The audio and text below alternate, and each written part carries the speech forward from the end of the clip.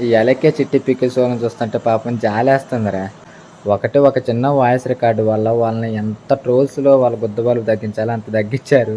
Voice record గురించి ఏం జెప్పాలి, ఏం జెప్పాలి, ఏం జెప్పాలని గట్టిగా ఒక 2 డేస్ దాకా ఆలోచించుకొని ఒక మంచి రీజన్స్‌తో అయితే ముగ్గురు వచ్చారు. ఈ అమ్మాయి ఏం జెప్తుంది ఫైనల్‌గా ఒకళ్ళకి పెట్టబోయి ఒకళ్ళకి పెట్టాము. అది అతనికి పెట్టాల్సింది కాదని.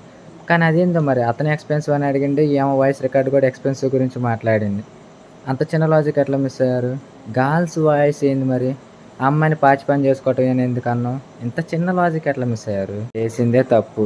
ఆ తప్పుని ఎలా ఇదేంది కవర్ చేయాలని మంచి మంచి కవర్ డ్రైవ్‌లతో వత్తన్నారు స్కెచ్‌లేసుకొని. పాపం అయినా కూడా సంకనాకిపోతున్నారు. ఒక్క ప్లాన్ కూడా వర్కౌట్ కావట్లే. ఛీ! దీనమ్మ దరిద్రం.